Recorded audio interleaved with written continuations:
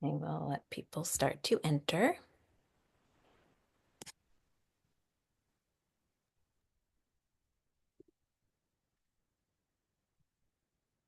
Hello, everybody. Welcome to JWA's Book Talks. I'm Judith Rosenbaum of the Jewish Women's Archive. As always, very glad to gather with all of you today. Please say hello in the chat box. Make sure to chat to everyone. We love to know who is with us in the room and where you're coming from. The chat is also where you can add your questions during the program, and I'll try to bring them in to our conversation. A few words about JWA for anybody who's new to us. We are a digital archive that expands and transforms the way we understand history and Jewish culture by documenting and sharing Jewish women's stories. We also pay special attention to how gender functions in the past and present. And we do all of this because we believe very strongly, more so than ever, especially in the world as it is today, that uncovering a more diverse and nuanced story will help us create a better world. So thank you for being our partners in this work. The book talks are just one piece of what JWA does. I very much encourage people to check out jwa.org and explore the full range of projects and resources that we offer. Um, a quick logistical note, if anyone is looking for captioning, you can click the button at the bottom of your screen that says Show Captions or CC, and that will turn them on for you. Okay, I am really delighted to welcome our featured author for today. Ayelet Tsabari is the author of Songs for the Brokenhearted, which we'll be talking about today, which is the winner of a National Jewish Book Award for Fiction and the Association of Jewish Libraries Fiction Award. Her memoir, The Art of Leaving, was a finalist for the Writers' Trust Hilary Weston Prize and the Vine Awards, and winner of the Canadian Jewish Literary Award for Memoir. Her first book, the story collection, The Best Place on Earth, which I think actually, Ayelet, we talked about in 2019 before we were even doing these public book talks, but recorded it, and I'll share that video later Yeah, your hair was on. different. That book won the Sammy Rohr Prize for Jewish Literature and the Edward Louis Wellant Award for Jewish Fiction. It was also a New York Times Book Review Editor's Choice and was nominated for the Frank O'Connor International Short Story Award. Ayelet is the co-editor of the award-winning anthology Tongues on Longing and Belonging Through Language. She teaches creative writing at the University of King's College MFA and at the Guelph MFA in creative writing. And Ayelet is joining us today from Tel Aviv, where she lives with her family. Welcome, Ayelet. So glad to have you Thank with us. you. Thank you so much. I'm so happy to be here. So I really loved this book, and it felt like such a JWA story because you're asking all these questions about whose voices are included in history and whose are ignored, and you're looking at history and women's lost stories, and also thinking a lot about how we understand um, the legacies that we're inheriting, whether we are aware of it or resistant to it. Can you tell us a little bit about where this project began for you? Like, what was the kind of seed of it for you? Yeah, I tend to say very dramatically that it feels like the book I was born to write. And I also equally dramatically, I say sometimes that I wanted to write the great Jewish Yemeni novel. But yeah, it's like I think it started when where does it start? It started from me not seeing that in literature, right? It's me not seeing that kind of experience represented in books. And I was such an avid reader growing up, and there was just none of that for me. And then when I started to write, yeah, it seemed like, I mean, professionally and realized, that there's readership and people are interested. It felt like such an opportunity for me to give, my community this place in world literature. So yeah, I'm ambitious. I have like, big plans, big ambitions. And I think it was right after I've looked because so many people have asked me, and I looked in my files to see when was the first time that I see any evidence of Zohara or Saida in my writing. And the earliest that I found, because I'm not like a very linear kind of person who starts working on one project and just going. I tend to like start with something and then move to something else and so on. So the very first was 2012, before even the best place. The best place on earth was done, not yet published. And that's when I started kind of hearing those voices of Saida and Zahara. And I abandoned it and went on to write the memoir instead. But I think like a lot of like the first chapter, the second chapter, and the idea generally was there early on. Um, and then after the memoir was published, I kind of went back to it with renewed force and a lot of new understanding too, of what I wanted to be, and a lot of it coming from the research that I've done over the years. Yeah, so I was interested in the research process because the book is complicated. It follows two timelines, one in the 1950s in an immigrant absorption camp and one in 1995 in Petah Tikva and around that area. So I'm curious, and you talk about there's a lot of history of the Yemenite Children's Affair. There's a lot of history, or not history, I guess, but kind of cultural and literary studies around Yemenite women's song traditions. And I'm curious what Okay. the process was, how much of all of that you knew kind of going into the story, how much, what was the process of um, research and writing and the relationship Mhm. between the two for you? Yeah, so I think again, I started researching just in general into it was like a big body of research into Yemeni culture, Yemeni history, Yemeni traditions, and I started doing that as soon as I started writing in English, which was about 2007. I would go for trips, and every time it would kind of have a different focus. Like I had oh, they're not hearing me well, she says. Hmm. Hmm. I can hear you fine. It may be something that needs to be turned up on the listener's Okay. end. All right. I do have an external mic, so if it's an issue, please let me know and I can try. Okay. Um, so yeah, I started doing those trips to Israel. I was living in Canada at the time, and I would come to Israel and spend a lot of time doing research. In first started with just archives and museums and things like that. First more family, and then kind of starting to interview other people. And then I think it was 2014, I got a grant from Canada. It's called a Chalmers grant to interview elderly women, Hmm. elderly Yemeni women specifically.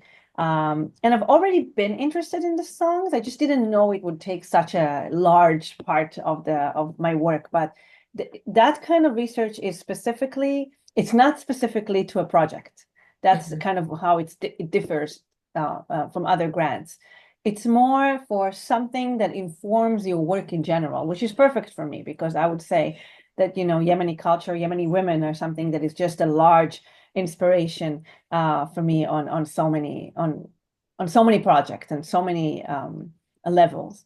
So that's what I did. I went and I spent two different trips, spent a few months over 2 years interviewing women in all kind of Yemeni populated neighborhoods and Yemeni populated cities and towns and villages in Israel. Sometimes in groups, sometimes just one-on-one. And certain things were repeating. Um, One is many of them had experiences with children in their family going missing. In fact, some of the stories that are embedded in the novel are stories that were told to me. Mhm. Some of those experiences, like of the woman who saw her daughter at a doctor's office, or the one who tore down the hospital looking for his daughter and finding her. These are stories that I've heard from people, Mhm. from the women that I interviewed. I sat with them, I cried with them. And the other thing that happened is that they often sang, um, Interesting. even unprompted. Sometimes after a while, I started prompting them, but even unprompted, they would sing. And in groups, it was the coolest, right? Because that's the whole tradition it's something that is done in a group. It's like a sisterhood, right?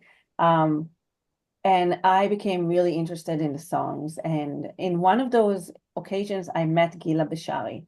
And again, I met her just because someone was like, it wasn't like emails, and it was just like, oh, you should go talk to this person. Oh, I know somebody here. And, that's kind of how I found those people. And I went to Gila Bishari just with the idea of interviewing her. I knew she was a singer, but I didn't know what I was going to find. Gila is an incredible singer. I urge you all to find her on YouTube, but she's also very knowledgeable in both the tradition of the women's songs and the men's songs. And maybe I should just say briefly how they differ Yeah. for those who have not read the book. So the men's songs are devotional in nature. They're in Hebrew. If you ever heard of Shabazi, the famous Jewish Yemeni poet, like Imni Nalu, the Ofra Haza song, this is a men's songs tradition. It's songs about God. It's songs about Zion. It's songs about, longing for redemption and so on. Um, the women's songs were, first of all, sung in Arabic because the women didn't know Hebrew. They didn't speak the language, they didn't pray, and they didn't study. So their lives were conducted entirely in Arabic, or more specifically, the Judeo-Yemeni Arabic dialect of their region, right, which also differed. Um, and their songs were very personal and very domestic. They were often about love and about heartbreak and about jealousy and envy and betrayal and longing for a lover and that they could not, marry, and sadness about getting married and having, because so many of them married as young, as teens and girls, about leaving. That's really really heartbreaking, leaving their parents' home, having to go and move into their husband's home and so on. And I heard Gila singing and I heard how she talked about it, and I was like, oh my God, that's fascinating. I wanted to know more. And I remember clearly like driving away from her that day and suddenly having this kind of a double aha moment. The first one is like, this needs to be a bigger part of the novel that I was already kind of envisioning, but it was not really a thing. And secondly, this is not enough. Me talking to her about it and asking questions and studying it theoretically, this is not what I'm meant to do. I'm meant to sing those songs. I'm a Jewish Yemeni woman. I need to take part in the tradition. I need to learn to sing. And that's what I did. I came back to her and I took lessons from her. And I've been, taking lessons on and off with her for the past few years. Yeah. And that's kind of what that trip with the Chalmers grant was, the kind of thing that really made it all gel for me. That's amazing. And I think, right, that experiential piece seems so key. And it was also, I follow you on Instagram, so I've seen some of the videos you've posted of some singing. And Yeah. Yeah. right, it's such a different way of inhabiting the work in a way that's not just kind of intellectual, but Exactly. experiential and participatory, and also recognizing that like you are part of the story, right? Yeah. It's not separate, as Yeah. you were saying. Yeah. Um, I was also interested in, so folks who have read the book will remember that at different places in the beginnings of chapters, you have these excerpts from poems Mm, that are sort of attributed to an unnamed Yemeni yeah. poetess who I think we're supposed to understand is Saida, maybe, Hmm. um, which Maybe. I think you wrote, right? Did you write those? Okay, so I love talking about it. Thank you Okay, for great. asking. I love talking about this. Okay, so once I realized I wanted to like embed some of the poems, some of the songs in the book, there were so many roadblocks there. First of all, they're written in Arabic. I'm writing in English. Now I have a book. I have a wonderful book, which I just moved. I told Judith already. So like God knows where things are. Um, Your bookshelf looks very well done to me for someone who just moved. Yeah. Well, I had to. I had to like make it somewhat, because it's my background for all Right, my exactly. events. But of course I can't find it now. Sorry. Anyway, it's a book about that kind of collected a lot of the songs. It came out in the 70s by I think his name is Nissim Gamlieli. And he just like recorded songs from his wife, from his mom, from women in the community, and he did some translations. Now, I don't speak Arabic, but I have some rudimentary knowledge of it. And specifically because I've been learning the songs for so long, there's lots of repeating motifs and words. So I can kind of understand, like seeing or hearing a poem, a song in Arabic, I kind of understand it. Mhm. Um, but I used Gamlieli's book and his translations, knowing that a translation by definition is always, and I could see sometimes, I could see how the liberties he took, right? Because I can understand a little bit. But anyways, I had the Arabic original, I had Gamlieli's translation, and I took some of those. They're not copyrighted or anything, right? Because they were all anonymous. So I've used some of those and translated them into English. But I was still worried. I was like, am I being loyal to it? And then I was like, suddenly I had this realization, loyal to what exactly? These were dynamic songs. The version that Gamlieli put on the paper is just like a snapshot of a moment in time, like they kept changing all the time. So really, I had the freedom to do whatever I wanted with it. And then I also remembered how some of these songs were actually like, again, hearing from Gila and reading in the book, sometimes there would be like a line that was stolen from one song and another line. And I was like, suddenly I was like, oh, wait, I can do whatever I want. Right. I am now the poetess. I am the disseminator of this tradition, into the next whatever the readers. I can do whatever I want. So yes, I'm compromising it by fixing it onto the paper, but also I'm giving this heritage that is being lost. I'm reviving it as well. So this is, I think that was in the balance of things. I'm like, okay, I think that's worth it, even though there's a double translation. There's the translation of the songs from the Arabic to the Hebrew, to the Hebrew to the English, and then the translation from the oral tradition into the page, right? So what I did in some of the songs, a lot of them are based on real songs, you know. But there's an example. I think it's the November, because it's like every month. It's 4 months. The Mhm. November one, which is the longest, I think it has one that is taken from one song, and then the next stanza is taken from another song, and then the final two lines are mine in the spirit of like Saida's, Mhm. right? So that was kind of what I ended up doing with that. And once I allowed myself to do that, I had so much fun, like I was so nervous about it and so concerned that was not going to do the songs justice. But then I was like, wait a second, this is fine. This is what you're supposed to do with them, you Right. know? Right. It's a Um, flexible kind of form. yes, yes, And I yeah, wonder in some ways if the fact that you were also singing them gave you more kind of permission for yourself to feel like I am a participant in this, and so therefore yeah, I have the right to play with it in the way that it's and more of a feel for it too, like a feel true. for how it Yeah. worked and what the process was. Yeah, but it's also what's so back to the idea of representation. It's like I come from I've always felt like I don't have that kind of literary tradition, right? Because the women were illiterate, the men, the songs that they had were very devotional. It wasn't really my tradition. Hmm. And then realizing actually beyond it being a sung and a musical tradition, and yes, I take part in that and I'm singing and all of this, but it is also a literary tradition. And I am kind of continuing it in a modern way, right? So for me, that was, yeah, there were so many discoveries, right? So many like aha moments and so many wonderful, yeah, moments of discovery.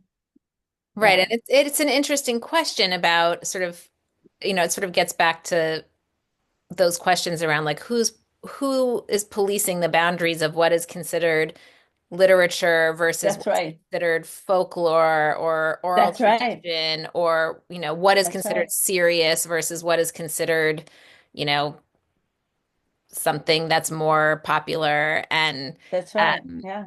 and once you ask those questions, it changes everything. Yeah, yeah. Yeah, and I totally embraced it. I was like, this is it. Starting to think of it as a literary tradition too. I saw the the places in which we are similar, Mhm. like with the emotional element, for example. I think sometimes North American literature can be a little bit lower on the evoking emotion kind of, Right. scale. Or the And or the or things that evoke more emotion are somehow devalued as like chick lit or something. sentimental Right, or sentimental, chicklet, exactly. exactly, right. So yeah, I'm like, actually, this speaks to me, like that level of deep emotion and so much drama. I'm like, this is totally what I do, so I found myself in that tradition. Feel comfortable, belonging or being some sort of a successor Yeah. to it. Makes sense. Um, do you want to give us a little taste of the book? Yeah, sure. So I'm going to read from the fairly early, so as to not give anything away. Um, and I'm going to look at the time just to be aware. All right. We weren't close, my mother and I. A daddy's girl, she called me in a caustic, accusatory tone, as though she had nothing to do with how distant we were, as though she didn't make me feel like I could never live up to my missing brother, hadn't sent me away the first chance she had. She often told me her pregnancy with me was her most difficult one, as if that too was my fault. Everything hurt, she announced, throwing her arms up with an exaggerated dramatic flair. Her feet, swollen beyond recognition, no longer fit into her slippers. Eating even the smallest bites gave her violent reflux that sent her retching. Breathing was strenuous. My feet kept kicking and pressing on her diaphragm.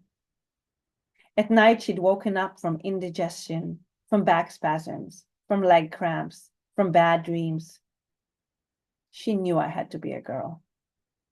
Boys were good to their mothers, aiming to please. Only a girl would put her mother through such misery, especially one born a decade after her sister. When my mother, dispirited and drained after years of trying in vain, thought she couldn't have another. Especially when my mother wanted, more than anything, a boy, a male heir to replace the one she had lost.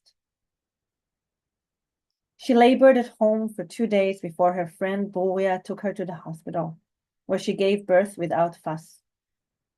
In Yemen, women didn't cry and yell at birth like they do here, where the whole world hears you. She clucked her tongue in disapproval. Giving birth was a quiet business. If you had to yell, you yelled quietly. I was the only one of her 3 children to be born in a hospital. The only one, she claimed, who didn't like the taste of her milk, who flailed and threshed when being held, needing space. And every time I sang to you, you cried, she said, raising her eyebrows as if of all my transgressions, this was the most offensive of all.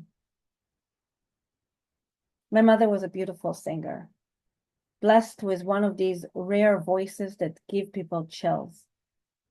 Silky, deep, and lucid, it was the voice of a bigger woman. With her exceptional range and control, she could easily have been a professional had she chosen to, like her sister Shuli. But my mother wasn't interested in a music career. She was too shy to perform. Or maybe it was the God thing.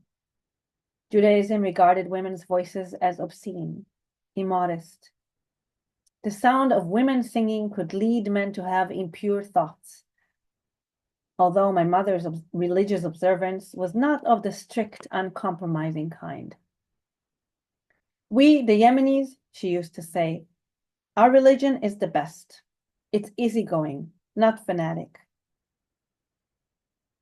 When I was little, she sang along with the radio, often while cleaning, but not while cooking, a task she had approached joylessly and doggedly.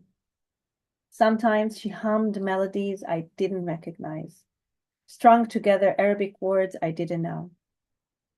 Still, I could feel the sorrow, the longing for other times, other places. Was she singing about Raphael, my missing brother? Later, in high school, I began to roll my eyes at her singing, cringed at the way her voice trilled and undulated. It sounded foreign, Arabic, and utterly uncool. Nothing like the popular music sung by Ashkenazi singers on the radio, or the Russian-sounding nationalistic songs we had been taught in the school choir, melodies that were, in fact, borrowed from Russian tunes. And the depth of emotion in her voice, the earnestness, it made me uncomfortable. It wasn't just her singing. I became ashamed of many things during my time at Schneider, an elite boarding school for gifted children in Jerusalem I was sent to at 14. I didn't want to go, didn't care about the scholarship, wasn't pleased by the honor, having been handpicked along with other Mizrahi teens whose parents, like mine, immigrated to Israel from Middle Eastern and North African Arab countries to enroll in a school my family could have never afforded.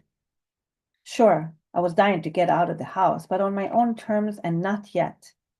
Her sending me off at that age, so soon after my father had died, felt like an abandonment, a betrayal. I'll stop here. Thank you so much. Um, so that piece gets at some of Zohara's complicated sense of her Mizrahi identity. And one of the things that I thought was so interesting is that she, some of her kind of learning about her Mizrahi identity actually happens when she leaves Israel and is living in New York. Can you talk about that relationship Yeah. between sort of the various kinds of Israeli identity and diaspora Jewish identity and how that plays out? Mm-hmm. Yeah, people always want to know how much of it is autobiographical, and they always make assumptions. I find it really interesting, and I understand because I do it too. Like I've noticed myself doing the same thing. But that is one example of something that is kind of autobiographical because I would say that my Mizrahi identity did strengthen when I was away. Mhm. There's a few reasons for it. One is obviously like kind of just a distance, just it gives you a different perspective. You're being able to see things in a different way when you're not embroiled in it, when you're not immersed in it. And I could say that about Israel in general. I think it's a perspective that allowed me to write about it better. Right. Um, but also it was for me, and I think for Zahara as well, two things. First of all, missing home, and secondly, how the outside world in North America sees you. Because I was seen in Canada and in Vancouver, not as a necessarily a Jewish person, which is what people often assume, but as a brown person, as a Middle Eastern person. And that kind of made me more curious about that identity and that Arabic identity. And I think Zohara is going through a similar experience with her own Mizrachiness, you know. Yeah, so that is kind of what brought it to light for me. And that is what I was trying to do with the New York piece. Mhm. Um, mhm, yeah. And it was interesting to see also how in the piece you read, she references the school that she went to. And throughout the book, she remains, there's always this question of like, but that was a good thing that you went there, right? You liked it, didn't you? And she like can't, Yeah. she's like, she can sort of recognize what was good about it, but also recognizes the harm that Yeah. it did to be in a place that tried to kind of um Re-educate you. re-educate her. Exactly. Erase part of her. So yeah, I actually this is an interesting thing. I've interviewed people, mostly women, I would say, or only women really, that went to schools like that. And I've heard different experiences, some that were very happy and loved it, and some that were traumatized by the experience, and some that loved it and then, came out of it being like, wait a second. So, it's a very complicated experience. The interesting thing, and I discovered this after the book came out, like very early after it came out.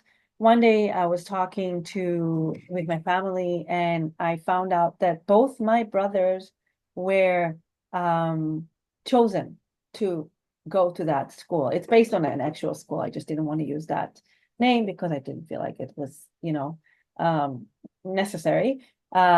Both my brothers were, gifted, and were told they were invited to participate in such program, and my father refused. Mm.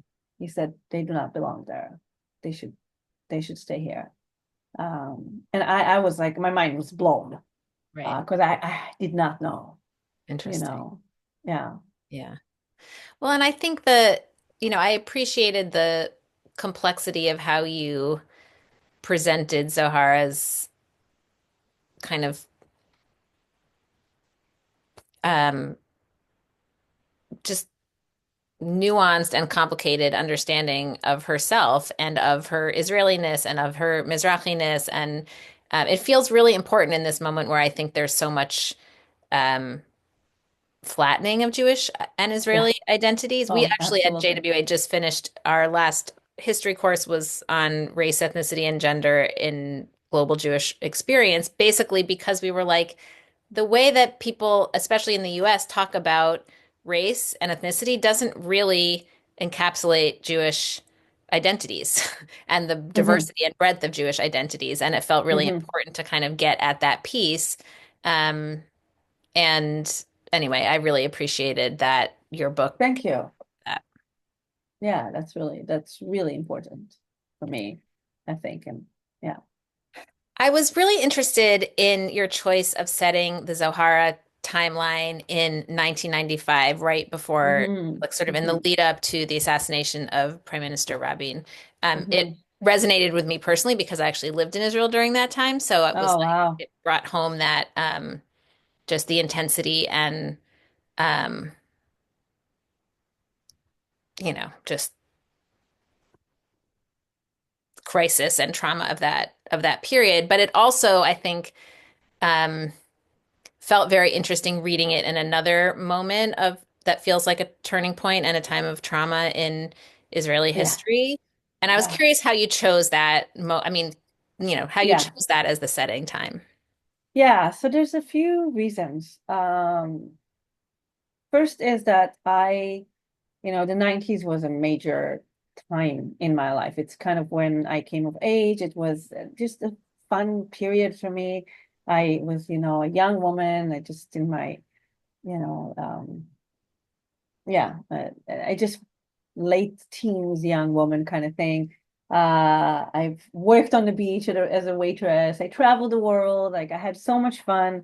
So I always think of it fondly. It's a time that I enjoy revisiting in my Mhm. work, so let's start with that. But also, when I realized that when I wanted to write about the missing children, and I had to calculate in my head how that would work, because they went missing at a certain time. For someone to be a sibling of a boy that went missing, I could not go any further than the 90s.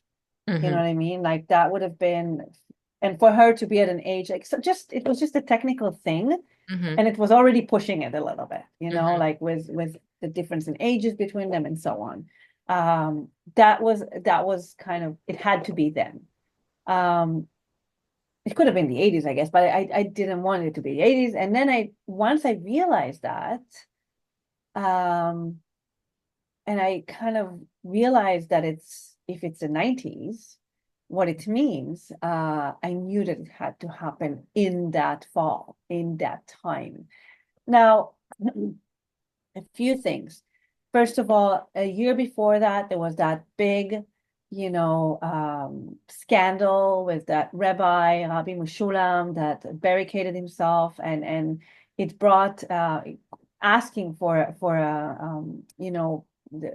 a committee to investigate the missing children. It was the first time that happened in many years, and it kind of brought it back into the foreground and into the light, that topic. Um, but also, when I'm thinking about when I think about that time, 95, that fall of 95, that major fork in the road, I'm really interested in forks in the road.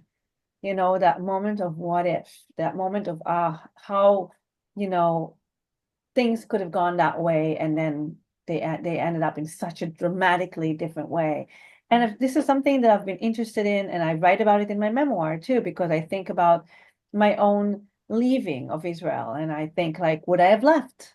Would I have left if Rabin wasn't assassinated? Mhm. And I'm thinking about it. I've thought about it with my own father's death. Like, would I have been a Hebrew writer had he lived? Mhm. Not an English writer, because I would have stayed and I would have gone to university and I would have done all the things that, probably would have pleased him and so on. So this is, I guess a lot of writers are interested in that, in the what ifs. Mhm. But for when we're thinking about the region and we're thinking about Israel Palestine, this is really the biggest what if that I can think of Yeah. right now. Um, maybe the partition, the suggestion for partition that just occurred to me now is another big one, Right. another big what if. Um, yeah, and it just seemed to fit so perfectly with everything that I wanted to do, you know. Yeah, it all the pieces kind of fell into place when I realized that. And it also gave me sort of a built-in crisis moment that is outer, and it gave me a nice timeline. Hmm. Yeah, and you You know feel what I the mean? tension building because we know Yeah, what's kind of coming. yeah, Even just like the fact that Yigal Amir, who killed Rabin, was Yemenite, sort of not that that's a major plot exactly. point, but just No, but it adds still, to that. Um, exactly.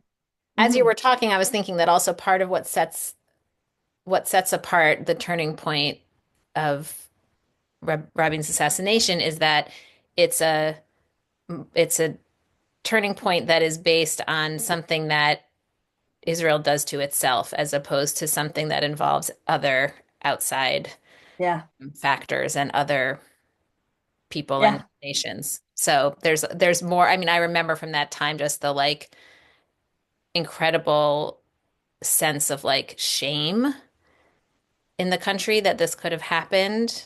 yeah. Yeah, and then again, if you talk about the Yemeni piece, there was also that added shame. Like I've spoken to someone that she told me that she felt shame because she was at the time religious, Hmm. and it was kind of something that came from the religious right, and she felt implicated just by being like walking around with a skirt. Um, so, and then, for Yemenis, there was that as well. It's like, what does it say about us?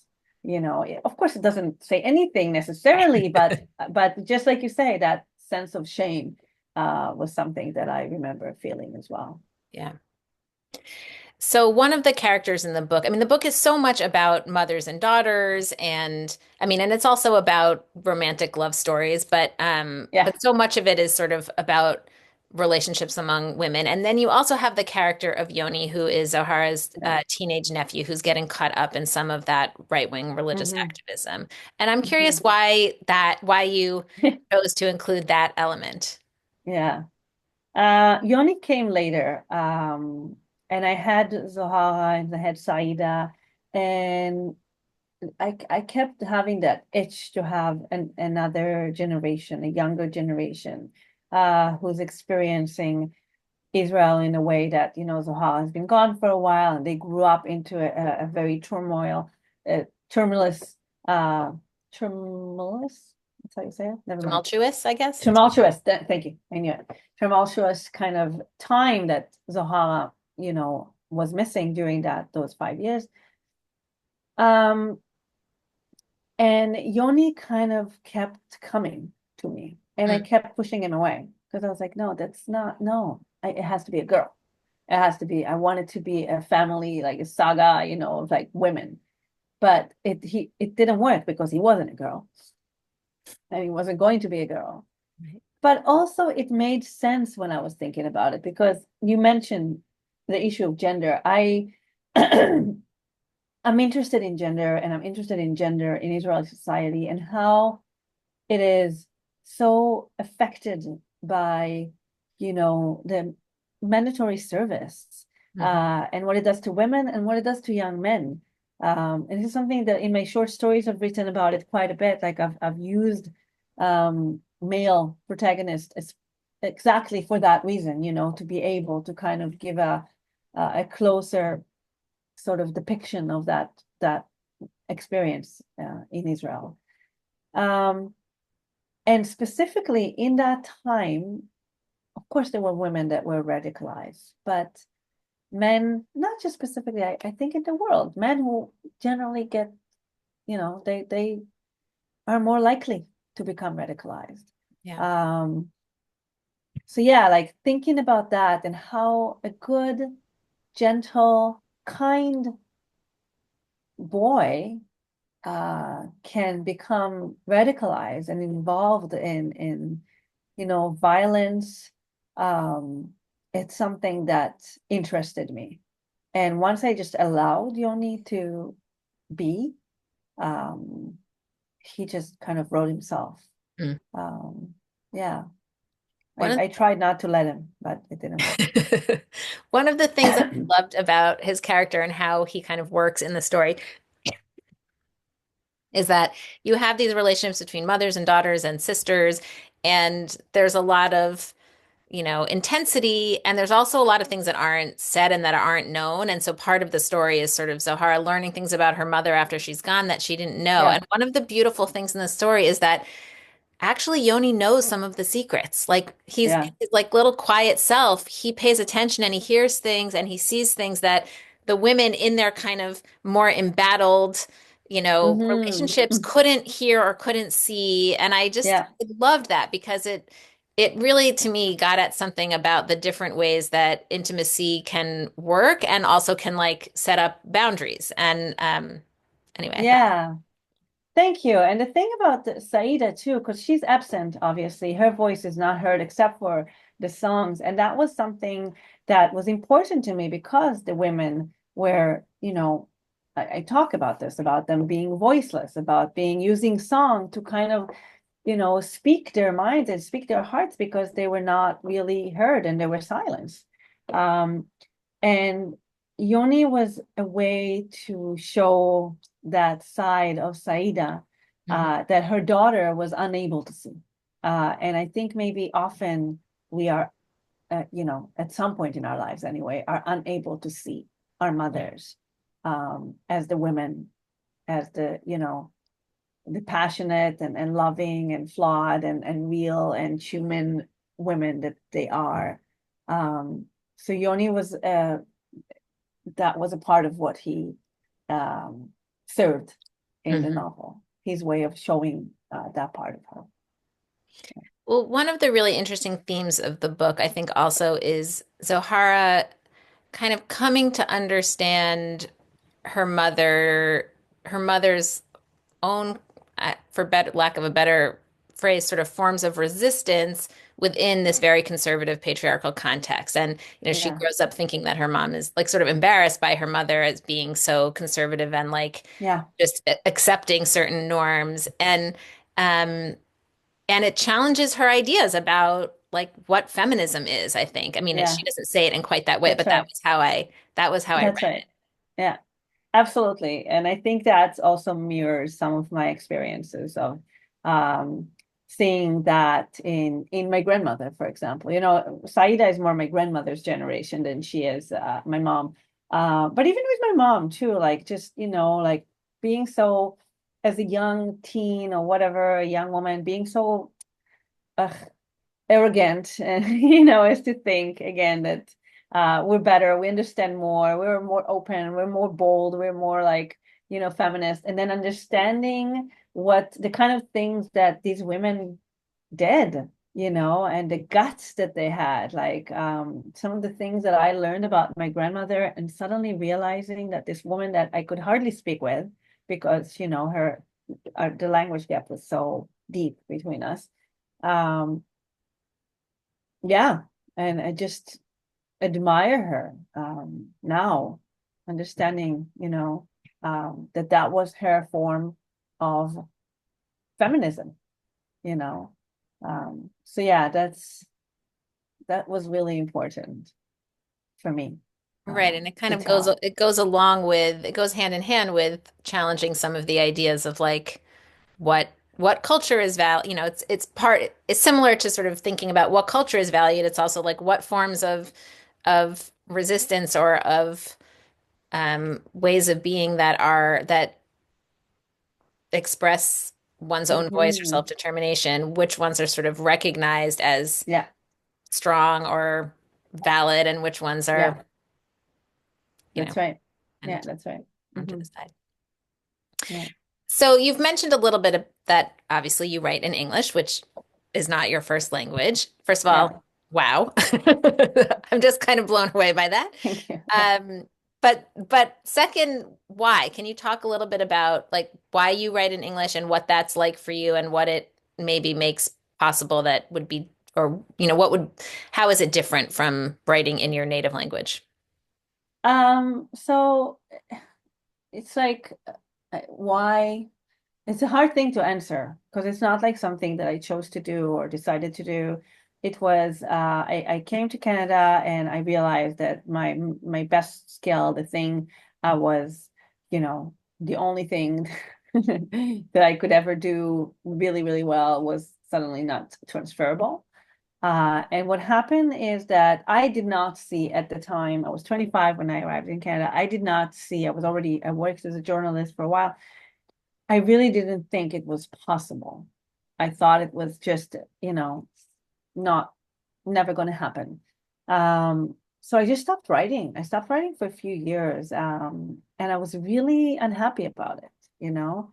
Um, yeah, it felt like unrequited love a little bit, right? Like, and after a few years of just not writing, I also wasn't reading much at the time. I was just kind of like almost turned off that part of me. It's strange.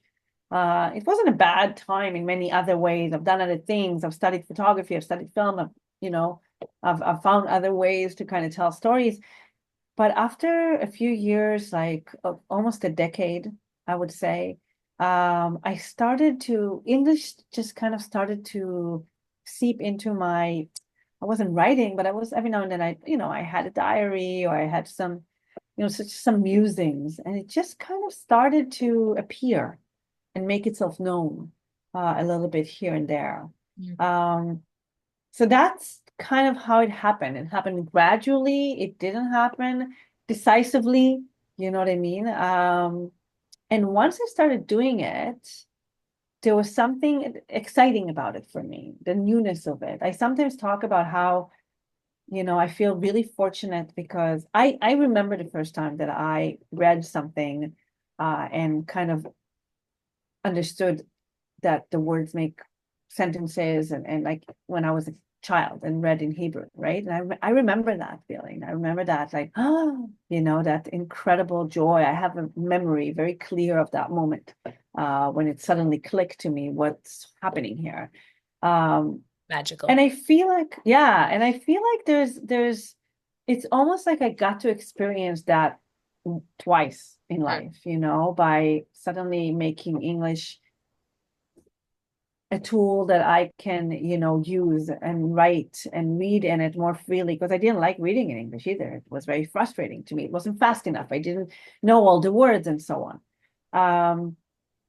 Yeah, that was kind of a magical experience for me, and I really I felt enamored with that discovery of the English language, with the newness of it, with the freedom of it, with the anonymity of it. Mm. It's almost like even though it was the most spoken language in the world, is it? But one of them anyway, or it just for me, it felt a little bit like a secret language because it wasn't the language I was speaking with my family. It wasn't the language I grew up in. And I was like telling secrets in a sense, in this new language, and it felt, um, yeah, really exciting for me.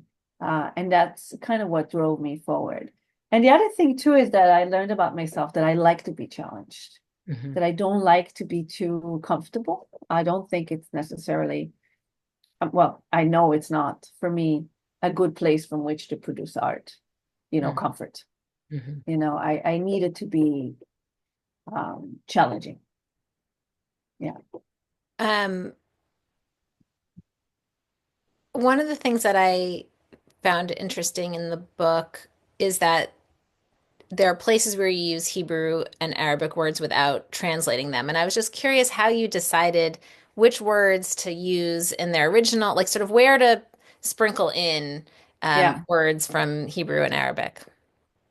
I usually do that when it feels like the translation just doesn't do it justice. Mhm. Certain words, um, I just it feels like it using the English translation just hurts Hmm. the integrity of the text. Um, and I find a way to sort of uh, do kind of a stealth translation, by from the context you should be able to understand. Yes, maybe it requires a little more work from you, but as I always tell my students, I write for smart, intelligent people. I like to, picture my reader as highly intelligent. I think that's a good way to write again from. Yeah. So I'm okay with that. I'm okay with giving a tiny bit of work. Um, so yeah, that's kind of how I decide. It's more what just feels right at the moment, like what the word, kind of like how Yoni came into the book, like the word deter determines the language Hmm. at that moment. Mhm. Yeah. And I think actually, now that I think about it, I think not all of the cases, but many of them are actually like endearments, which of course are Yeah. don't translate well. They're so specific No, and they give you like a flavor of the person and how the person talks, even if that's they're right. speaking in a different language. That's right. Yeah, it's a part of everything. It's just like how you evoke the culture and the food and the spices and the light and the weather, and the language has to be uh in it as well. Hmm. Um, has the book been translated into Hebrew or will it be? Okay, so that is something that I'm working on. I'm working on it. You're translating it And yourself? Wow, yeah, and that. I don't really call it even translation. I decided to not speak of it that way so much. Like it's almost like I'm producing, a Hebrew version. Hmm. Obviously, it's, translated, but it's like it changes, and I'm allowing it to just be what it wants to be. Um, and talking about the challenge and being, really inspired by challenge, it's very hard. It's very hard. And as someone who's been writing in English, like sometimes I don't know what I'm doing. I'm like, can you say that? Can you say that in Hebrew? I don't know. Like, is that English syntax? What am I doing? Right? It's really hard. And in the beginning, I was like, no, no, I've made a mistake. I shouldn't have done it. What am I doing? But now I'm feeling a little bit better about it. Still nervous, but but you see, it's like I never want to, like in Hebrew we say like "kfo al hashmarim." You don't want it to just kind of be too just comfortable and just sits there on, I don't know how to translate that. Right. Yeah. Well, that definitely sounds like a challenge, but Oh yeah. and definitely an interesting one. And it'll be Yeah. interesting to see also how the book lands differently than Yeah. for a, I'm curious. I know. than And scared. well, I mean, I think it'll be interesting to see if sort of the, sort of what for people who have their own memories of that time that are, I mean, there's always people who are reading things that have their Oh own, yeah, yeah. yes, but who might have Yeah. more um, knowledge of or investment in certain aspects of the story. Mm-hmm. Mm-hmm. Yeah, for sure. For sure. Um, One last question is I was curious also about, so Zohar is a PhD student and her relationship to her scholarship changes in the book, and actually is an important piece. Why did you choose that path for her? And Mm. was it just sort of I'm curious like what the place of scholarship is in Yeah. navigating these issues of identity and culture. Um, it's an interesting question. So I am not an academic. And in fact, I did not go to university until quite late. And when I went to university, I went at 36 and I went straight to an MFA program. So I've never even done a BA. And I think in when I was younger, in my 20s and my 30s, um, back to the what if, like my eldest siblings went to university, were helped by my father who could help by the time that I came to an age where, university was an option. We could not, nobody could help me with that. So there was no financial support at home. Um, and also school wasn't fun for me growing up. Like I did not really, as a child, who was also gifted, I did not really get any proper, and who lost their father. I didn't get the proper treatment, I would say. I was bored and I was angry, similarly to Zohara, and I was not challenged at all. And I was actually not a very good student and nearly failed and so on. I always people have said to me before, like I've met like other Mizrahi women who assumed that I was like them, that excelling Mizrahi girl Hmm. that Zohara was. And I wasn't. I wasn't that girl. And I wasn't that girl for, the circumstances of my life. But I was curious and I knew I could have been. I could have been. I could have taken this route and I could have succeeded and I could have been a PhD student and I could have done all of this. And there were Hmm. times in my life that I had regrets about it or sorrow about it or self-pity about it. So I think that is why I kind of, out of my own indulgent place, I wanted to explore because at some point I eventually took pride in not being that. Right. I did it without it. Hmm. I went into a master's program without doing a BA. I skipped that part, which is pretty awesome. Yeah. I'm fine, thank you. With my poor marks in high school, and I did just fine. And so and I teach at universities, which Right. is, um, so yeah, I've spoken to people who told me, a lot. I've interviewed a ton of academics to write that part. Right. Well, ones that quit, ones that like lost touch with their, who found the academia to be very, very white and very not supportive of Mizrahi students, especially in Israel. So yeah, that was where my interest in that and why I made Zohara a PhD student. Mhm. Thank you so much, Ayelet, for this conversation, for your beautiful book. We didn't talk Thank about you. grief that much, which is a really important part of this story. But one of the things that That's I right. so appreciated about it and that I think you do just so gorgeously is to show the ways that grief and hope and possibility can actually coexist and be woven together. And that feels so important for this moment. Which is so crazy on so many levels, but to Thank you know for that saying that.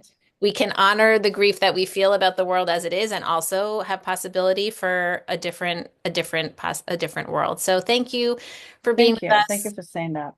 That's very Um, nice. Thank you to everybody who joined us. Yes, the recording will be available and sent out tomorrow. It means really so much to me to gather together for these conversations, and I appreciate that our community of learners continues to come together as well.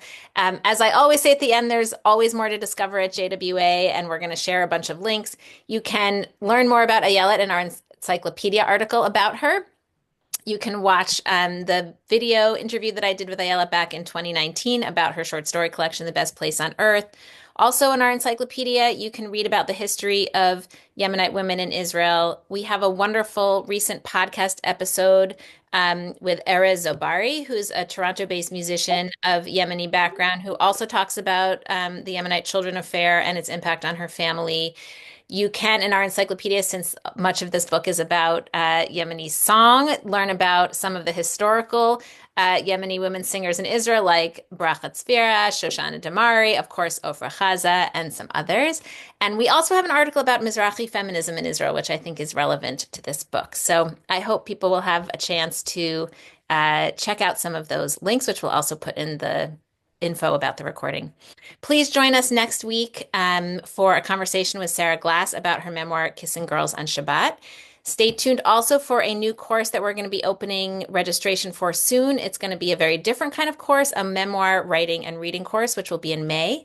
And until next time, wishing everybody a good week. Take care, stay safe, take care of one another, and see you soon. Thank you.